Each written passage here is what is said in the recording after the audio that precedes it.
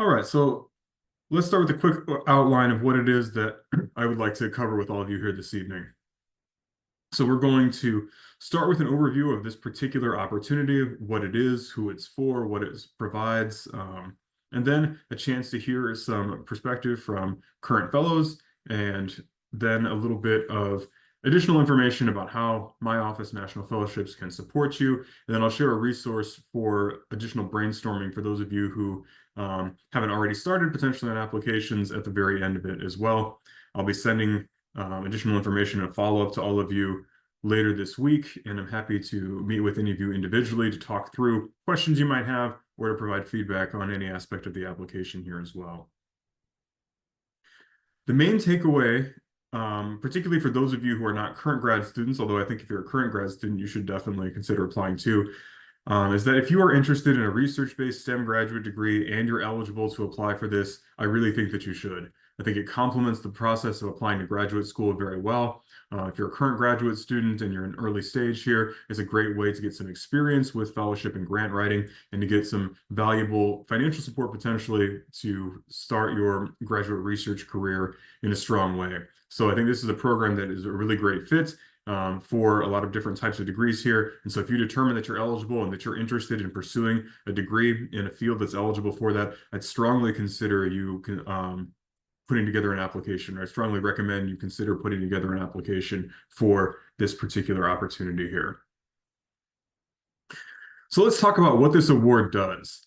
This is an award that provides 3 years of support that you have 5 years in which to use. So there's some flexibility about how it's being applied that comes in the form of an annual stipend, currently for $37,000, and $16,000 for an educational allowance for tuition and fees and things here. And I do want to emphasize for this that this is something that the institution you are attending agrees to accept in lieu of charging you any other tuition and fees. So if you're thinking, oh, tuition's higher at the place that I want to go to graduate school, that's not going to cover anything, the award is going to cover your tuition. That's a condition that the institution has for being able to accept it there. So covers tuition and fees, provides you with an annual stipend for 3 years that you have an opportunity to use over a 5-year window here. There are a number of features beyond just the financial benefits that are also notable here. There's some flexibility for those of you who are not current graduate students who are applying to a new graduate program here. You can apply to a degree program as long as it's at a not-for-profit institution in the United States. And you can be applying to a number of different programs here, and as long as you're entering into a degree program in an eligible field, you can take that award with you. So it's not tied to one particular location. It's portable. You can be applying to however many programs you might be considering this fall, and whichever one you ultimately decide to enroll in, you can take that award with you there. And like I said, it allows you to propose a research project of your choice. So you can design a project that you would like to carry out. You can choose to work with whomever you would like to, as long as they're able to provide support for that, and as long as it's a research-based program that you ultimately end up enrolling in there. So those are the key features of this particular award. And I want to touch on eligibility here as well, just to make sure that everybody understands who can apply for this. So one thing to note is that there is a limitation around U.S. citizenship and permanent residency. So you do need to have that particular status to be eligible for this particular award. If you are a current international student and you're not eligible, I would be happy to talk with you about other possible options that may be available. But unfortunately, this award does have that limitation for it here.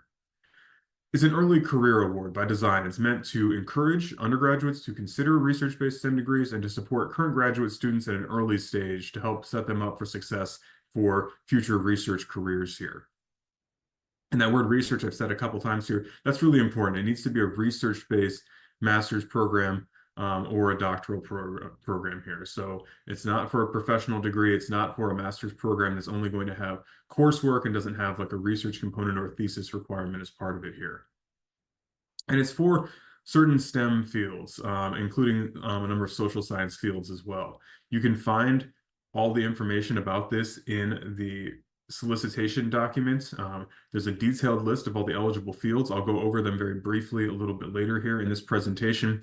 There's also additional information around eligibility. I'll talk about a couple additional eligibility situations a little bit later here. But again, for any questions about this, NSF has a very thorough document that outlines the official language around all the different features of this particular program here. But these are the basic criteria here. It needs to be for a research-based program. It needs to be pursued full-time. So you do need to be pursuing that full-time there. And it does need to be at a US-based institution here. So if you are considering applying to US institutions, then you can definitely apply for this. Even if you're also applying to some institutions in other countries, as long as you are considering some US options, you can also apply for this and then make a decision when you have all that information a little bit later. So I mentioned they have to be research-based degree programs here. So that means that certain professional programs are not going to be eligible for this. That does include MD, PhD. This is a question that comes up sometimes as well. So even if you are doing a research-based medical degree, that's not what this opportunity is for. And so even for just the PhD portion of that degree, that is not eligible, as well as anything like a master's of business or law degrees, things of that nature too, as well as anything more clinical or practice oriented, like a master's of public health or a master's of social work. There is support for people in education and history, assuming that they are doing history of science or they're doing STEM related education. So there is some variability about those particular fields there. And again, I'm happy to talk with anyone individually if you have questions about the eligibility of the degree that you are currently in or intending to pursue here. But broadly speaking, we're looking at Masters of Science and PhD degree programs as the ones that are going to be eligible for this. Masters of Arts in some fields, potentially, if it's a social science. There are a number of major fields here. And so these are the ones listed on the left that are the major fields. And each one has a large number of subfields within it. And so when you put together an application, you will ultimately select a major field, and then you will pick the most appropriate subfield within it that aligns best with the research that you're proposing. Now, to be clear here, one thing to clarify is that this does not necessarily have to be the name of the degree program you enroll in, because departments have different names, colleges have different ways of organizing their disciplines there. So if your field is chemistry, you may end up being in a department that is located in, say, a school of medicine, potentially, depending on who you end up working with there. So this isn't necessarily the name of the degree you would be applying to, but this is the field that best fits your research. And as I said, there are any number of different subfields within it. If you look in the solicitation under chemistry, things like chemical catalysis, chemical measurement and imaging, chemical synthesis, chemistry of life processes, macromolecular, supramolecular, and nanochemistry. So lots of different options there. You'll find typically, a dozen or so for any of these particular categories here. And so you can look over that. The thing to keep in mind about these categories is this helps determine who is going to review the proposal. So ultimately, what you end up selecting should be based on who is going to be most appropriate for assessing the work that you are proposing to do here for that. And again, I'm happy to talk with anyone individually who is trying to understand what might be sort of the best fit based on some of those factors. So those are eligible fields of study. This award is not for every potential field in a science discipline here. So one thing that is worth clarifying about this particular opportunity is that it is focused on basic science. It is focused on research that is going to advance knowledge in its own discipline here, rather than research that is primarily application driven. And one of the main ways in which this can sometimes be a barrier to students is if you're doing health related research. Now, I do want to clarify before I elaborate on this a little bit more, that this does not mean that research that might have potential applications for health is ineligible. It does in certain cases mean that, but in other cases, it means more about how are you going to present the significance of the work that you're proposing here. But if your research is primarily or solely focused on health-related outcomes, like treating a particular disease or developing a drug, or if you are doing work that is clinical or patient-oriented just by nature of the work itself there, then it is almost certainly not going to be eligible as part of that, because this is really about Again, how is this advancing knowledge within a particular discipline? Now, you may be doing something, say in biological sciences, understanding, research is helping to understand certain fundamental processes there that may have the potential application of being used to better understand certain disease conditions and things there. That could be an allowable situation for that. But again, the research you propose, the reason behind it, you would need to explain how it's primarily a contribution to knowledge in that particular discipline. I get a lot of questions around this. There is some ambiguity. There is some inconsistency, I would honestly say, from NSF sometimes on research that is ineligible, but I'm happy to talk through with anyone specifically about your research and what sort of things to keep in mind as you're considering whether or not it is eligible. So again, I'm not here to say that anything with a potential health application is ineligible. There are certain fields that are, but in other cases, it may be eligible depending on how you're able to present the project that you are proposing here.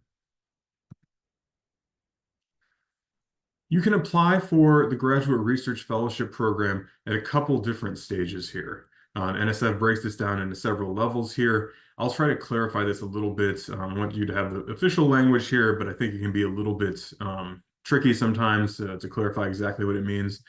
If you are a current undergraduate, if you're a senior, or if you have finished your undergraduate studies and are not currently in a graduate degree program, maybe you're doing a post-bac or something right now, you can apply, no questions. You can apply this year, you could apply any year in which you have that particular status of not yet being in a graduate program.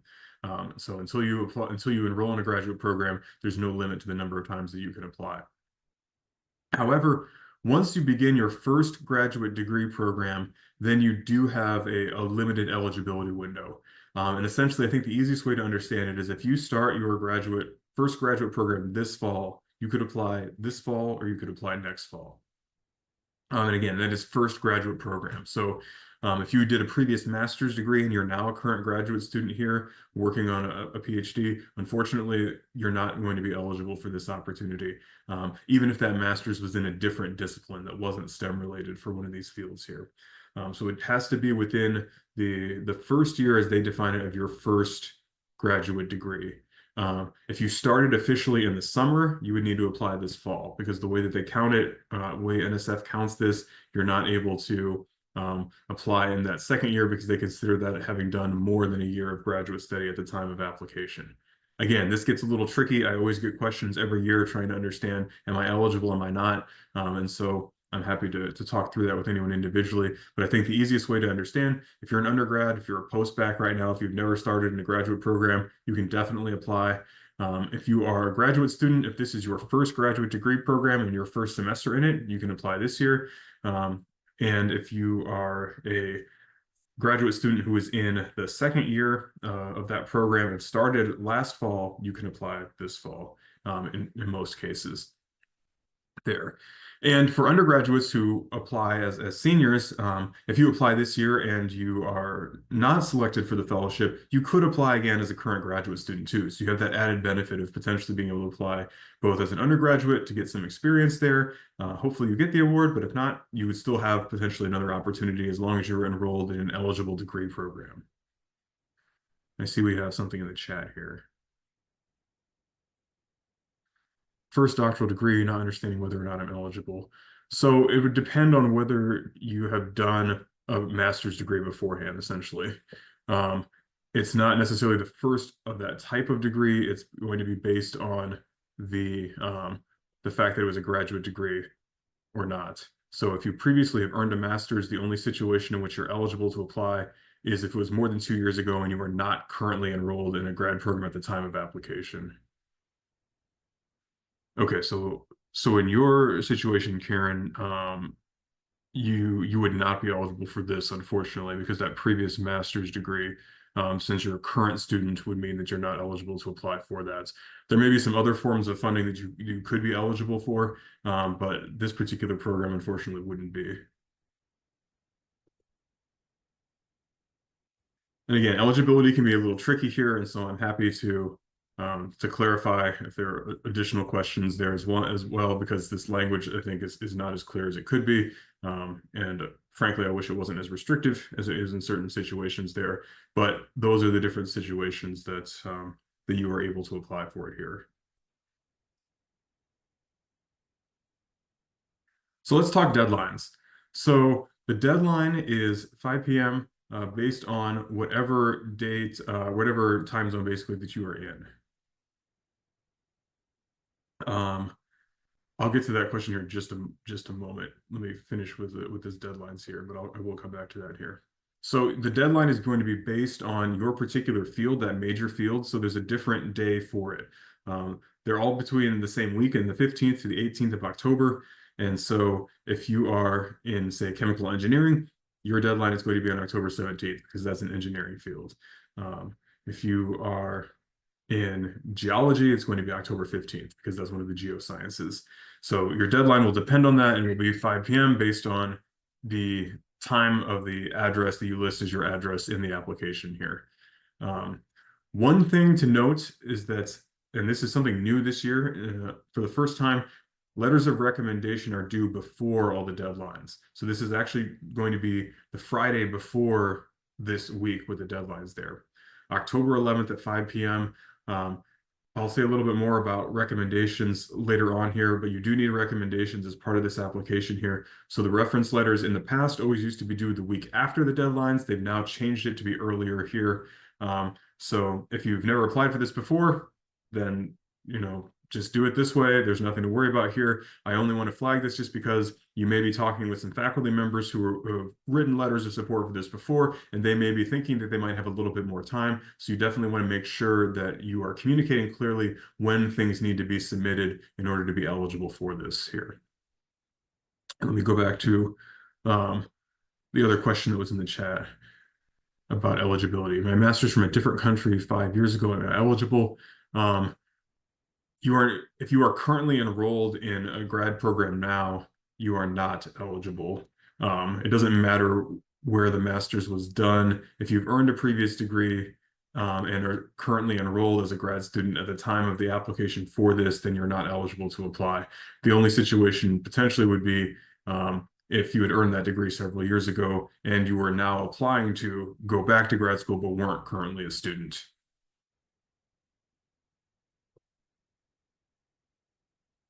So these are the deadlines, and thank you for the people who are putting questions in the chat as well. So others, please feel free to join in if you have other points that you would like some clarification on.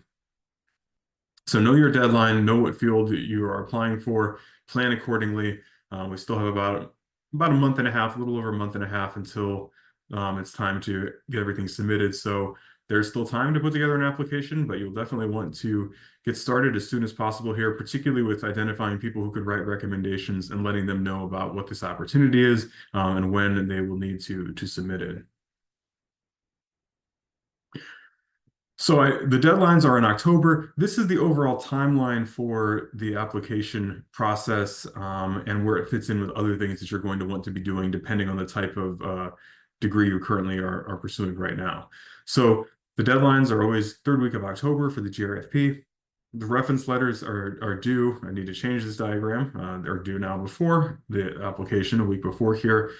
One of the nice things about this application for people who are not yet grad students is that it comes a little bit earlier than the deadlines for a lot of graduate programs. This is one of the reasons why I think this is a really great opportunity to consider for anyone who's applying to an eligible grad program, because worst case scenario, even if you don't get the fellowship, you'll have started a little bit earlier and spent a little bit more time thinking about application materials that largely correspond to the types of things you're going to need to be thinking about for your grad school applications in general.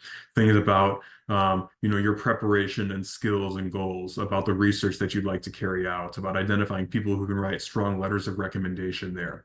So you'll apply to this opportunity here, and if you're not already a current grad student, you will in most cases be applying in the next month or so to the grad programs that you're considering here. Decisions about the GRF awards are typically announced in the late spring. Late March, early April has been the typical time when that has been when that information has been shared, and so you'll have a little bit of time to be able to do that.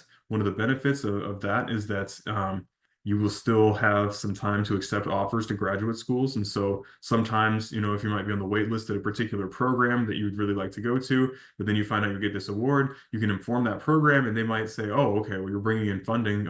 We can definitely, provide a spot for you. So it can potentially be helpful in those kind of situations as well as you're making decisions about what offers you might accept if you're applying to multiple programs here.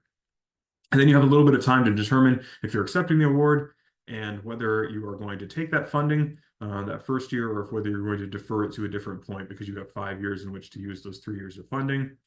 And the fellowship period starts in the fall of that next year. So this is the overall timeline of when things are going to happen from the time you submit to when the actual fellowship, if you are chosen for it, is going to begin.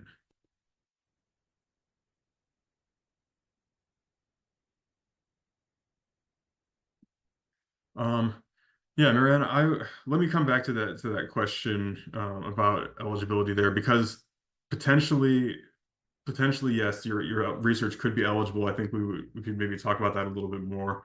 And I'll hold that till after we kind of go over some of that because we have had people in fields like that, but some of it's going to depend on what the proposal is going to look like.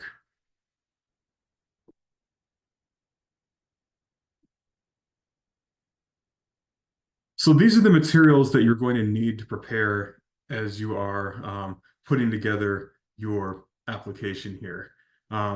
You are basically the core of it is going to be two statements that you are going to write. There's what's called a personal relevant background and future goals statement. I'll just refer to that as the personal statement for short here. That's a 3-page document, and I'll say a little bit about what all is covered in that in a moment here. But essentially, this is going to be about your journey in science, your preparation for graduate school, research experiences, skills, accomplishments, things that have both shaped you intellectually to pursue the type of program that you'd like to pursue, and that have helped prepare you to be successful in it and show your potential to make an impact in your research and beyond going forward. The other major document you're going to be preparing is a graduate research statement. This is a 2-page document where you're going to propose a project that you would like to carry out in graduate school. This is a chance to explain, to show rather your ability to formulate a feasible, original, interesting research project in your discipline that will advance knowledge and show your ability to kind of understand how research and science works in your particular field. And in most cases, that's going to be the project that you intend to pursue as a graduate student, but this is not an award that's meant to fund a particular project here, so that can change. Just because you wrote your project, your research statement about one particular project, doesn't mean you have to do that if you get offered this award. Your research might pivot in a different direction, and that's okay. The other things to note about what you need to prepare here, you don't have to put in a CV or resume, but the information that would go in that is going to be required in different parts of the online application portal. You can go now from the GRFP's website and find a link to the online application. I would encourage you, if you're interested, to go ahead and get set up and start on your application. You can save your progress. Don't hit submit yet, but you can start inputting some of that information and getting a sense of what kind of questions and things you're going to need to answer for those different sections there. You also need transcripts from any institution from which you've earned a degree. And then, as I mentioned before, letters of reference.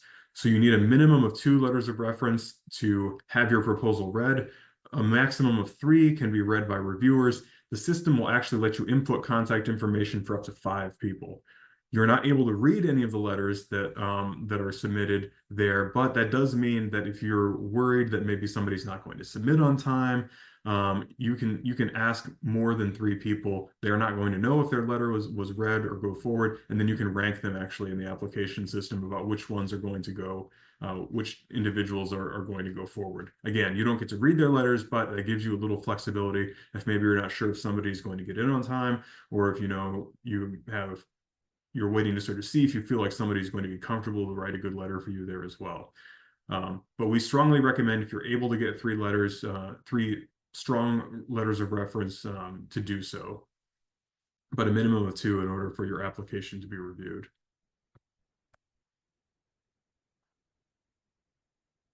There are 2 review criteria for this program as well. And I'll also share that I did a series of workshops over the summer that takes a deeper look at each of these review criteria and takes a deeper look at both the personal statement and the research statement. All of you, for coming to this session tonight, will get access to a Teams group where you can find recordings of those sessions and materials for those sessions as well. So you can definitely take a closer look to learn more about those particular components here. But the evaluation criteria are intellectual merits and broader impacts. And so we'll take a look at each of them here. Intellectual merit is, how is your proposal, your research going to advance knowledge in your particular discipline? And it's also, how are you going to, what are your intellectual merit? How are you going to make a contribution as a scientist? So you can think about it in sort of two different ways. How is the research you're proposing going to advance knowledge?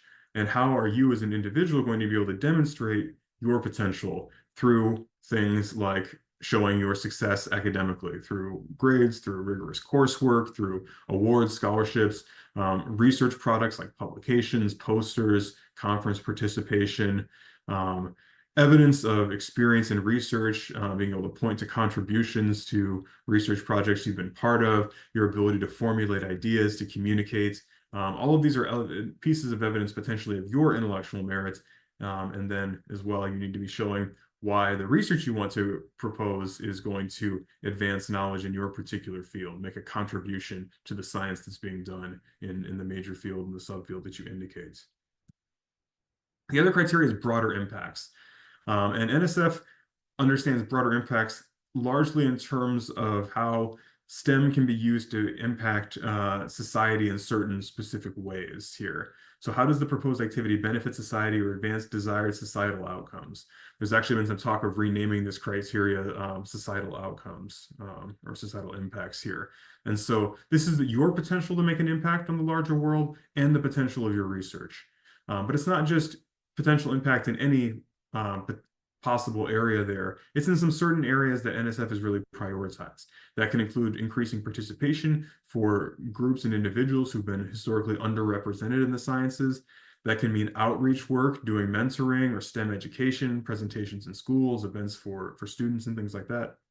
It can be around public science literacy, public science communication, sharing findings, participating in public forums there, sharing the work that you're doing on, blogs and podcasts and social media, or if it's been covered in a publication or something like that. Doing community outreach, being involved in student organizations, science clubs, things like that. Things related to economic impact. So if you've done internships, potentially that can, talk about partnerships that you would develop, collaborations that you've been part of as well.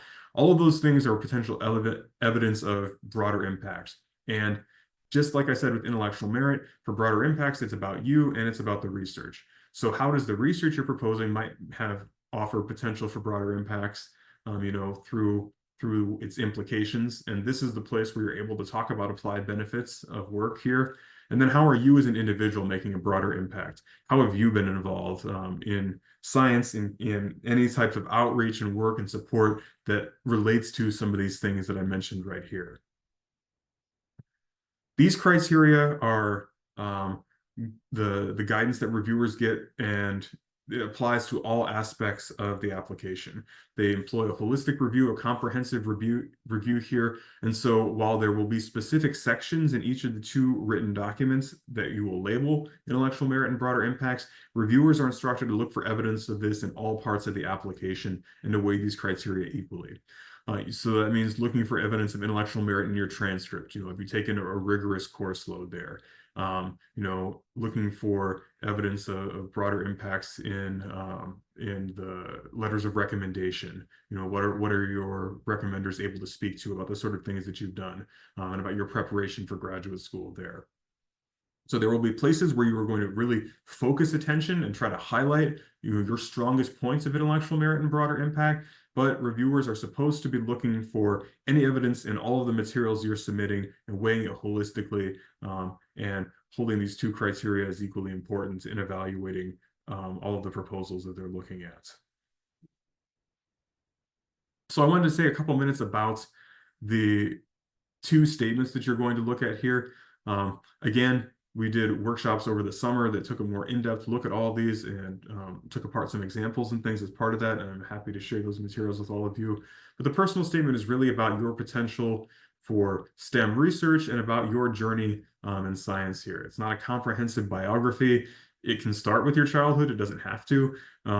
But it's really, again, about why you are at the position you are right now, which is considering applying to a STEM graduate degree program or being in the early stages of pursuing one right now here. And so it's a chance to highlight experiences that have really shaped you in that journey, factors that have led you to that, decisions that have been pivotal along the way, but also the experiences and skills you've gained that have helped prepare you to be successful as a graduate student. Research experiences, projects you've been involved in, your contribution to it, any sort of products or outcomes from it, recognitions that you've gotten that speak to your intellectual merit, your broader impact involvement, again, how you've been involved in the larger world, through organizations, through outreach, through the work that you may have done as an undergraduate or at other points here as well, and how all these things relate to the type of goals you want to pursue both as a graduate student and beyond. And you have to explicitly have sections labeled intellectual merit and broader impact in this particular statement here. So this is about your journey in science and about the things in life that have helped shape that journey in science here. So again, not a comprehensive biography of everything that's happened in your life, but if something has happened and it's been impactful in terms of your motivations or decisions that you made in pursuing a certain course of study or certain type of research, then it's definitely worth highlighting as part of your personal statement here. The research statement is where you are proposing a project for graduate study here. And this is really a chance to show, again, that you know how to conduct research in your particular field here. So you want to establish the significance of the research there, show how it's going to be a contribution to the literature, outline key objectives and aims. If you have hypothesis-driven research, explaining what those hypotheses are and how you're going to be testing it, giving some indication of the methods you intend to employ and how you're going to evaluate it and why we should have confidence in the results you're going to find here. So this is not something, as I said before, that you are required to carry out. This is not a grant that's going to fund this particular project. This is a chance to demonstrate that you know how to, again, propose an innovative, feasible, interesting project in your particular discipline here. And this is something where it's really important to make sure that your contributions are clear, to write it in a way that's going to be accessible for people who are not necessarily going to be familiar with your particular project, even if they are broadly in your field here. And you only have 2 pages to do it. So that's a complicated task to be able to take on there. But again, happy to provide some individual feedback.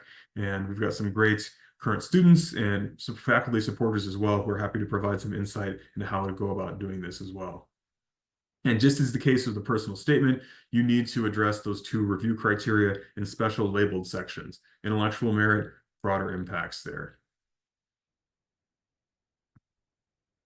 All right, so I've been talking for a while here. I know we've got a couple of current graduate fellows, and I want to turn it over to them to share a little bit about their experience applying for this award and pieces of advice that they might have for students who are considering doing this, and for you to be able to ask them some questions here before I share a little bit more about some of the support that our office is able to provide. So let me stop sharing here, and I know Jacob is here, and I believe Grace is as well. So I see you, Jacob, right here. So I'll let you get started, and then Grace can share a little bit as well. So both of you just want to introduce yourselves and maybe offer a couple pieces of advice. And then again, happy to have our audience here ask questions that they might have for all of you. Hi, everyone. Can you hear me? Awesome. Okay, great. My name is Jacob Watson. I am a 4th year in a cognitive and neurosciences program. So that's through the psychology department, but my research focuses basically on neuroscience related research. So we use animal models to understand the neural mechanisms in the brain that underlie addiction. And that's kind of my main focus. And so when I applied to this program, to this fellowship, I was in my 2nd year. And so I had completed a full year's worth of coursework, but in the 3rd semester, I guess, is when I applied. And so before I had completed a full year and more worth of coursework. So I was on the end of the possible eligibility for the program. And so I talked with my mentor about potentially applying for this program, and he and I kind of devised a project that I had already started working on. So I had some preliminary data, but wasn't really sure where to take it yet, and so we had figured out a couple of potential experiments that seemed viable, and then worked on writing it up together. And so I highly recommend that you speak with whoever your mentor may be when applying for this, or someone that could help you in developing a research proposal. Because, like Matt said, it's not something that you necessarily have to complete that research, but to have the ins and out of how you would do it methodologically and what anticipated results would look like, it's more likely than not that you either have been doing the research or have someone there that can help you guide through that process.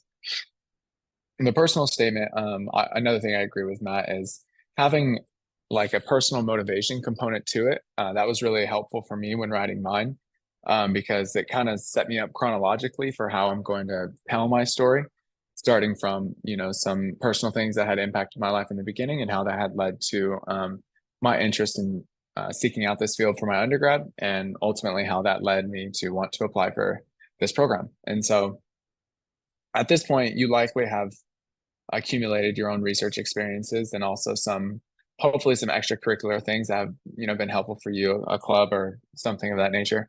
And so, because all of these things are going to be great points to highlight when you're writing your personal statement, and then also getting into the broader impact section, because as much as it is about the research, it also is about like, what are you doing to get yourself out into the community, whether that be volunteer work or whether that be, doing you can go into conferences and doing poster presentations or XYZ. There's many different ways to have broader impacts, but the idea, nevertheless, is that you've done something more than just your coursework, and you've also had some research experience that can demonstrate your contribution to science as a whole.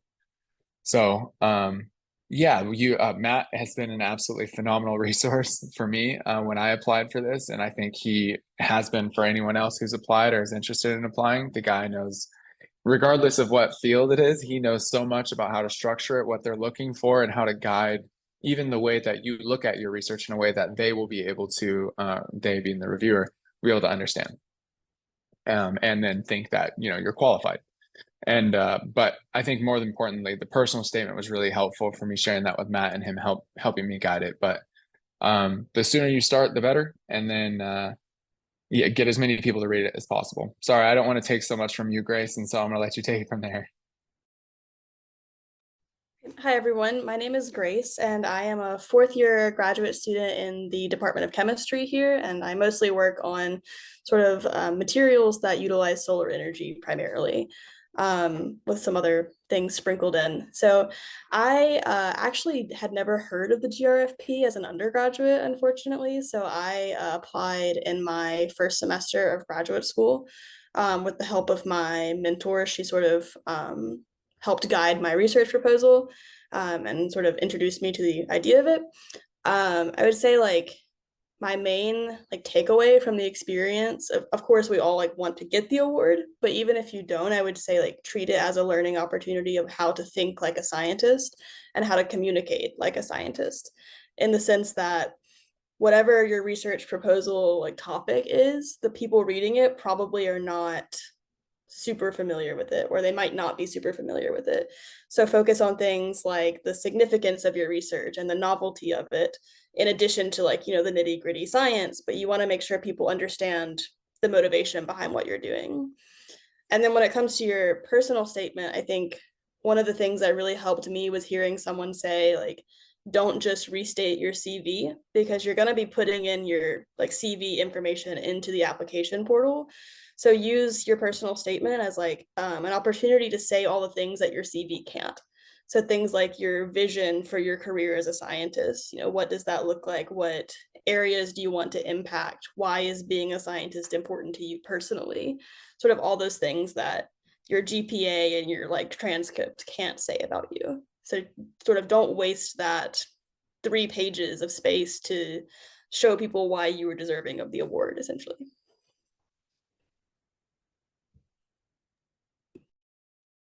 Well, thanks so much for those pieces of advice here. Are there questions for any of you out here to two students who, again, have applied very recently and successfully received this particular award there? Please feel free to ask them any questions that you might have.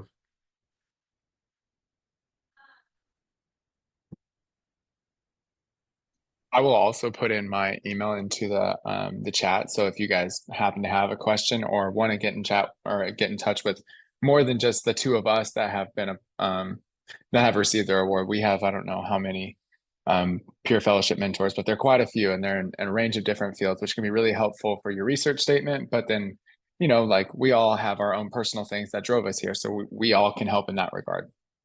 And so on the personal statement matter. I would also say like even if you have like if you look at the fellowship peer mentors and you don't find someone who exactly matches your field, that can almost be a bigger benefit to have someone who's not in your specific subfield read your proposal, because a graduate student who currently has the fellowship can sort of evaluate like the scientific and like the structure of it, but it's also important that someone from a different field understands it. So don't hesitate to reach out even if it's not like an exact match. I would really just echo that point that Grace just made there as well. Oh, looks like we have a question in the chat. How was your experience with coming up with a viable research question with sound methodology? You want to go first? Do you want me to go first? You can take that first. Sounds good. So, at the point where I was at when I found out about the GRFP, I was using a technique called viral mediated gene delivery. And essentially what that is that you can inject a virus into a brain region, and then, through process of just natural viral infection, it can produce a specific protein that has been created, like receptors or things like that. Getting a little bit too specific, but I had already learned that technique, which is a pretty understood technique in neuroscience. And so I then took a spin from that technique and wanted to look at that in a different way, just looking at specific neural activity related to rewarding things versus punishing things, like a foot shock, for instance, or a hand shock. How does that record in the brain and where? And then also how does receiving like a food reward record in the brain? And so wanting to look at this specific neuron population was more of how I spun that, because I was able to apply a different viral mediated technique and then come up with the idea. So if you don't have prior experience in the ideas that are coming to you, it'll get more and more difficult to create a sound methodology. And you can find that, of course, like through different protocols and PubMed or whatever source you use to find your manuscripts or articles. But typically it's something that your lab is capable of doing, because they have an idea of the nitty-gritty of how to do it and an easier way to explain it to someone who isn't in your field. And that's likely who your reviewer is going to be. So it was challenging, but possible, because I did have some guidance in it. So I would say my experience was a little bit different, since I applied in my first semester of graduate school and really hadn't ever worked in the field that I was applying in before. So on the first point is I did have assistance from my PI. So they did have input, and they sort of directed me to some good literature and helped guide my thinking. So I had that advantage, admittedly. But I would say the first thing is, if you have a particular research topic or even like a specific research group that you're interested in joining, go and read some of those papers and see like what are the common methodologies for the field you're in. So for me, with like materials chemistry, there are certain techniques that are used over and over and over again in every single paper. And so I would sort of look at that and see why people are using it, and then what information you can get out of it. So of course you don't want to say you're going to use some sort of technique that doesn't actually apply, but if you look at the commonly used ones, you can sort of pick up on some themes there. And then the other thing I would say that doesn't directly answer the question, but I think is relevant, is to remember that you're being evaluated as a senior undergraduate student or as a first year graduate student. So this isn't someone evaluating, a multi-million-dollar NIH grant that's expecting you to carry out 10 years worth of research. You need to focus on developing or presenting a methodology that can be reasonably achieved by a graduate student in, 3 or 4 years. So you don't have to put so much pressure on yourself to develop, a huge research idea.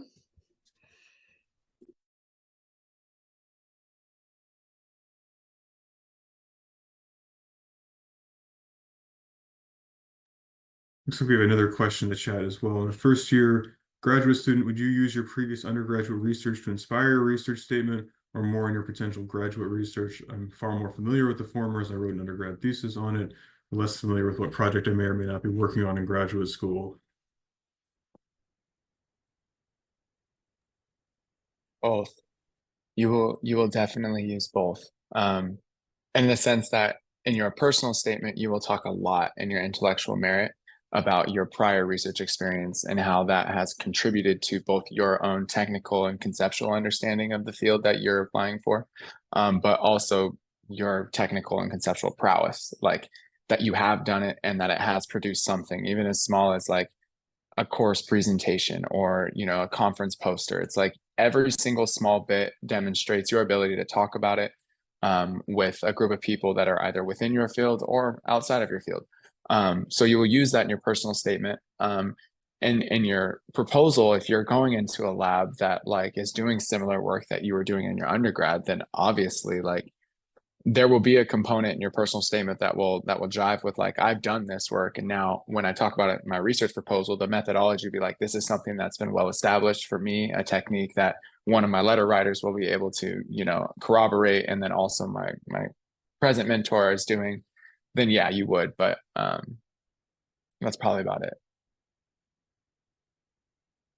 Yeah, I would kind of expand on that and say, like, if you have any overlap at all between your undergraduate and your potential graduate research, overlap being even something as small as like they're both chemistry or they're both neuroscience or, something like that, then you should at least highlight how your undergrad research, like the skills you learned there, translate to your future research. Because for a lot of these proposals, they're looking at, can you like feasibly do what you're saying you're going to do? Have you proven already that you can follow through on this project? So if you have any techniques or anything that you learned in undergrad that apply to your new like goals, then I would definitely highlight that.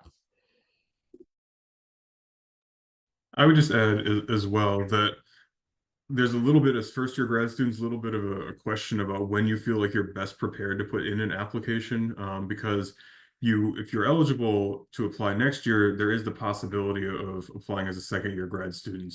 And I hear different perspectives on this. I think that there are, some positives and negatives to either approach there. I will say though, sometimes grad students just feel more confident and feel like they feel better about the work they're able to do as a second year grad student, particularly if it's a case where you're coming to a new institution and maybe you're doing like rotations or something, and you aren't already coming in because you have this established connection with a potential advisor or something there. So I'm not saying that you shouldn't apply this year or shouldn't consider it, but I think that that is a consideration to kind of weigh is, do you feel like having a year to get to know a program a little bit more or to develop a research project, you might feel in a better position. If that's the case, then you might consider whether you would want to apply as a second year grad student. But there are also, as Grace has shown, people who apply as first year grad students and have ideas or have support from a really good mentor who's willing to kind of help you imagine what a project could look like and put together great applications there. It looks like we've got another question here. If we have rotations during our first semester, we won't know what our research plan going on until after the deadline. What will be the best way to attack that? So I think what I just said applies to that situation, but I'm curious, if Jacob or Grace have additional thoughts. If I'm going to be just 100% honest with you, wait till your second year. Find a lab. You can come up with something, and hopefully one of your rotations are more than willing to give you that kind of support, but likely more than not, you're going to want to have a steady mentor and have some time to develop your own understanding of how they run their lab, the stuff that they're doing. And so that's harshly to say that's probably my advice. Matt, I don't want to, take kind of, I don't want to tell you to not do it, but I also want to like make sure that you feel prepared and that if you don't have the support you need, it won't be easy. Yeah, I would say it's definitely wouldn't be easy to do it without sort of a designated mentor for your research. It's not impossible, but it would be difficult. But I will say if you have like if all of your rotations are within sort of, a pretty narrow scope of research, it is still possible to apply. So for example, the proposal that I submitted in my application was under like the heading of supramolecular chemistry, and my research ended up pivoting somewhere else. I'm not doing anything that I mentioned in my proposal, but it's still supramolecular chemistry, and therefore it's still like allowable through the GRFP.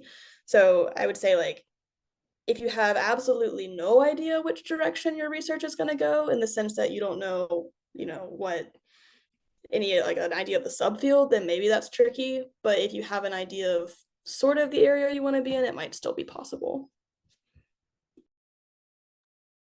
Yeah, sorry, I did not want to be too dark on that one. I think Grace said it a lot better than I did. I think it's good. This is why we have student perspectives as well, because a lot of the answers are it depends, but I think it's good to hear different perspectives on this too. So these are some really great questions, by the way. I'll say maybe one more question, because I've got a couple more things I want to point out. I want to be mindful of everyone's time, but if anyone would like to follow up with Jacob or Grace as well, they are fellowship peer mentors. They're happy to talk and share a little bit more. And so please definitely reach out to them. They are great resources along with the other fellowship peer mentors, and are always happy to talk with you.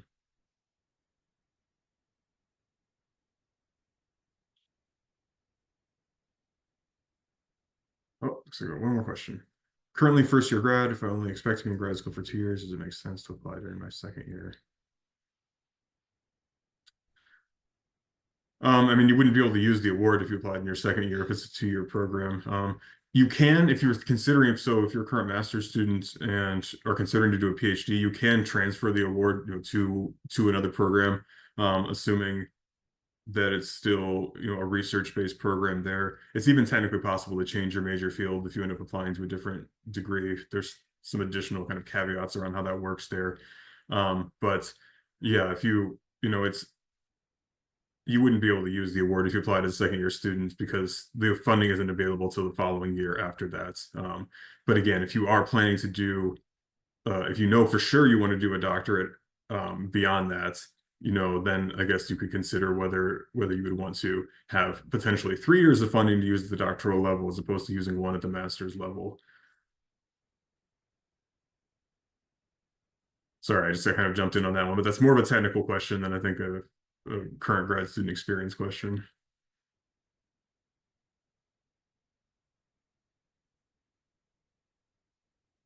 Let me share a little bit of additional information here. And I just want to say thanks again to Jacob and Grace for taking some time to share their insight with all of you here. And again, I hope you will consider reaching out to them or others to get a little bit more perspective. That's a good transition to the support and resources that our office is able to provide and some next steps that you can end up taking here. One thing you can do is to complete a candidate profile. This is something on our website, National Fellowships, that just lets us know that you're interested in this award, so we can be sure to let you know about any upcoming activities and things associated with the GRF that we're going to be doing, and to do some a drop-in event at least closer to the deadline. And we'll send you some reminders as the deadline approaches as well here. So that's just a way to let us know that you're interested, and so we can be sure to include you in that. Talk with whoever your research mentor is. Your current advisor or PI, the head of your lab here, if you're planning on applying, just so that they are aware of that and that they can be prepared to support you in that as well. Please do check out the GRFP website. I have this linked. I'll share these slides with all of you so you can follow up with that. And do read the official solicitation document. You can find it there as well. And again, I'll send you some information that will let you locate that too, because there's a lot of great information there. There's a detailed FAQ page on the website, and the solicitation has a lot of additional explanation around eligibility and might be able to help answer some of the questions that some of you are raising here as well. If you're not a current grad student and are applying to different programs, if you haven't already, you should definitely be exploring the programs you want to apply to, thinking about which ones are a good fit, potentially reaching out to some mentors in those programs there. As I mentioned, happy to talk with any of you as well. I'm available to provide feedback on drafts of things, or to have a meeting where we can kind of talk about your goals and experiences and what might be useful to highlight for a strong application there. And if you are convinced from this that you're interested in applying, or at least want to kind of take that next step, go ahead and open up that application in the online portal. It's available now. Like I said, you can start working on it. You can start inputting information. You don't have to submit. You don't have to do it all at once. And so it's a good way to see everything that you're going to need to do, and you can save your progress there. That will also let you input your recommenders, and so that they can get notified and have plenty of time to be working on their recommendations as well. I just mentioned support from National Fellowships individually here. And again, the fellowship peer mentors like Jacob and Grace and several others who have experience with this particular competition, you can contact them. There's information on our website. We even have a great program where we will pay for you to get coffee with them if it's on campus. So spend our money and learn a little bit more, talk to some great people. You can find details about that on our linked website. We're also going to be doing a drop-in review session on that Friday before the deadline from 10 to 12. So if you just want to have somebody take a final look over your application before you have to submit it that next week. We did this last year and had a number of people take advantage of that. I think that was a success, and we're excited to be able to offer that again this year. We also have a number of faculty here who are part of our committee for this particular competition. They all have experience either mentoring students this award, or in some cases, they've actually served as reviewers. So they're familiar with this award. They're familiar with their particular discipline, of course, and are available if you have questions as well. You can reach out to them. You can find information in some of the materials that I'm going to be sending all of you here as well, including in the Teams group that all of you will be added to, where you can see some sample applications, recordings of the summer workshops that I mentioned before, the official solicitation, slides, and handouts and things from the sessions that we've been doing here. And like I said, I'm happy to talk with you. The best way to get a hold of me is by scheduling an appointment at calendly.com/grad-fellowships. Even if you're an undergrad, I'm the point person for the National Fellowships Office for this award. And so I'm happy, regardless of what level you're at, to talk with you about this opportunity. And you can schedule appointments virtually or in person using that particular link. Again, I'll include that in the email that I'll be sending all of you tomorrow. So just to wrap it up here, since we're near the end of time, the key things I want you to take away is that if you are applying to graduate programs and you're applying to them in fields that are eligible here, this is a competition that really complements that process. And so I strongly recommend applying for this here, because I think, again, worst case scenario, it's going to give you an earlier start and give you more time to start preparing strong materials that will only just enhance the quality of what you submit for your grad applications. And you have the great opportunity to potentially get this prestigious, flexible source of funding that can really support you in that program there. And if you haven't started yet, if you're just thinking now, should I apply, should I not, and coming to the feeling that, yes, I think I want to, please start working on this. Take that next step, start looking at those materials, start bringing a little bit of brainstorming. I will send a document here in just a minute that will help you generate some thoughts and ideas, hopefully, that can start building up into an application there. And again, please feel free to reach out to myself. Our office is here to help. The fellowship peer mentors are here to help. We would love to hear your ideas and questions there, and provide as much guidance and support as we're able to as you are considering this and working on your applications here. So I'm just going to go ahead and put a document in the chat. I'm going to stop sharing here and do that, and then open it up for questions that any of you might have. And I'll stop the recording here as well, so that we can have some additional questions.